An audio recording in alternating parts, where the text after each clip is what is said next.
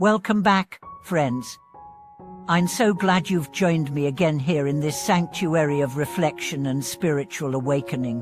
Whether you've been practicing Buddhism for years or you're just starting to dip your toes into the still waters of Dharma, this video is for you. Today, we are diving into a topic that has puzzled, frustrated, and even discouraged countless sincere practitioners on the Pure Land path. Why is it so hard to stay focused when chanting the Buddha's name? Why does your mind wander? Why does the practice sometimes feel mechanical, hollow, or even burdensome? The answer is far more profound than you might think. It lies not in your technique, but in two foundational pillars that make or break the entire practice: faith and aspiration. Let's begin by painting a familiar picture. You sit down to practice. You light some incense, maybe a candle. You close your eyes, take a breath, and begin chanting, Namo Amitufo, Namo Amitufo. Perhaps at first there's some rhythm, some peace. But then your phone buzzes, or your knee itches, or a memory pops into your mind. Suddenly, the Buddha's name is just background noise, while your thoughts race from the past to the future, from regret to fantasy.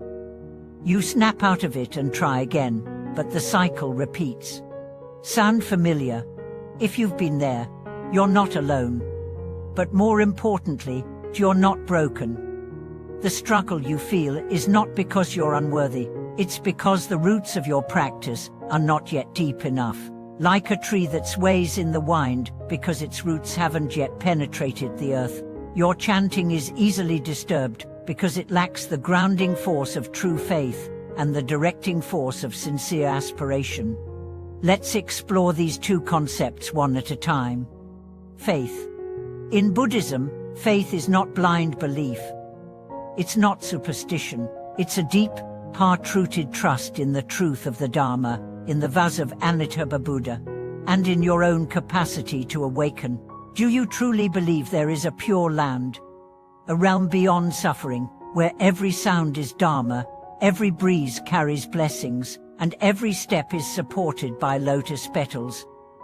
Or are you chanting like someone buying a lottery ticket, not really believing, but thinking, might as well try?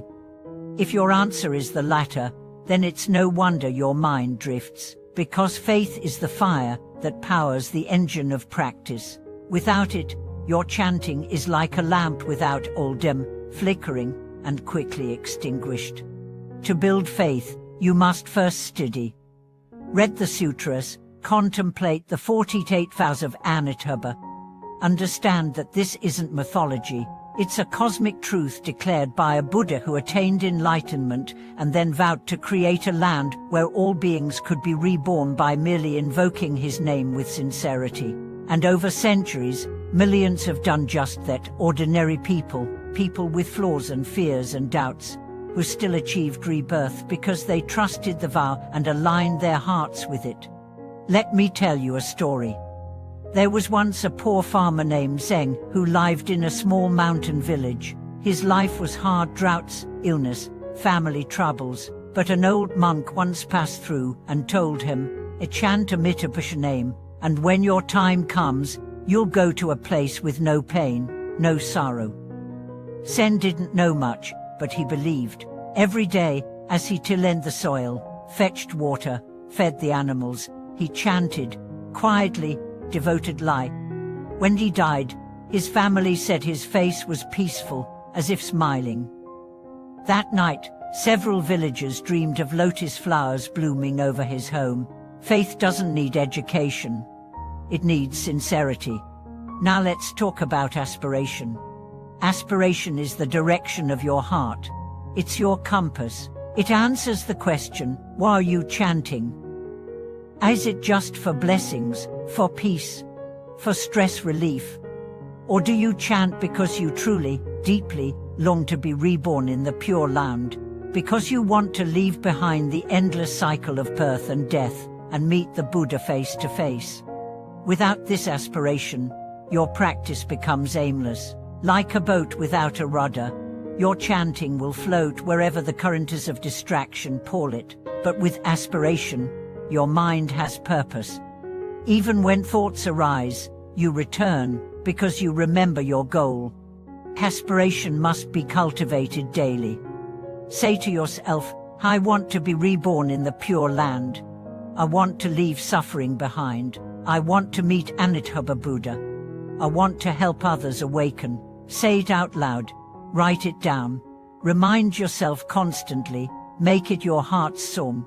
Because when your aspiration is strong, your practice becomes magnetic. Every repetition of the Buddha's name becomes a call home. Let me share another story. There was a woman named Liling who had chanted for over 20 years, but she always felt dry, distracted. She went to a Dharma teacher and confessed, I chant, but I don't feel anything. The teacher didn't tell her to chant more. He told her to go home and write a letter to Amitabha Buddha. In it, she had to explain why she wanted to be reborn in the Pure Land. What she wrote changed everything. She wrote of her fears of losing her loved ones, of suffering, of dying without meaning. But she also wrote of her hope to be free, to see the Buddha, to bring her children there one day. From that day on, her chanting flowed like a river. Why? Because now it had a direction.